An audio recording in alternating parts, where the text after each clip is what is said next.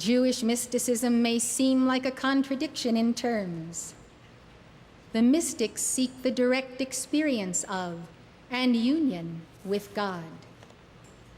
David Ariel, an authority on Jewish mysticism, points out that Rabbinic Judaism is anti-mystical, or at least it attempts to neutralize the mystical impulse inherent in all religions. Of course, we find that there is a certain level of leadership in all religions who are anti-mysticism. This is not unique to Judaism. But this was not always the case in Judaism. The rabbis at the time of the early rabbinic period, 70 AD to 200 AD, were well aware that in times past, men had had direct, intimate contact with God. At the time of Adam, man communicated directly and easily with God. Abraham, Moses, and the prophets also had an intimate relationship with God. But the rabbis noted that God had gradually withdrawn from direct communication with man. Why? The rabbis believed that about the time of the return from the Babylonian exile in the 5th century BC, direct communication between God and man had come to an end. By the 1st century, they believed a great chasm had opened between God and man. At that point, writes Ariel, the Jewish people had no expectations of having a direct, unmediated relationship with God. End of quote. Judaism became a legalistic religion which substituted the observance of the law, ritual, and morality for direct mystical experience.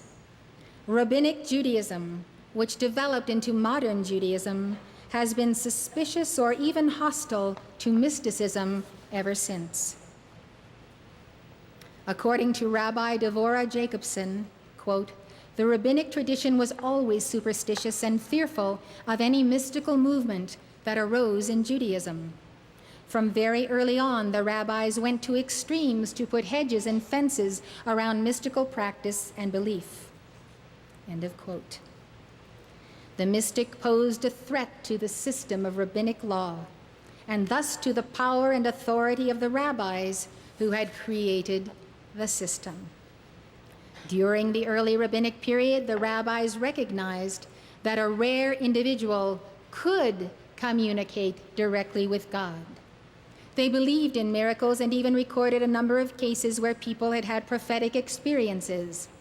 But they did not want mysticism to play any role in matters of religious law. Writes Ariel, they rejected the legal admissibility of the individual religious experience, direct contact with God.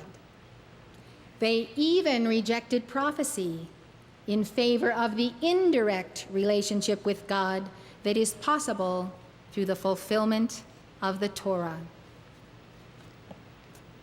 Thus we see that those who have desired to pursue the path of the Kabbalah and Jewish mysticism have been up against the entrenched hierarchy of Judaism, just as light bearers in every one of the world's religions have come up against the same entrenched hierarchy when it comes down to personal communion directly with God without the intercession of priest or rabbi or church or minister, etc.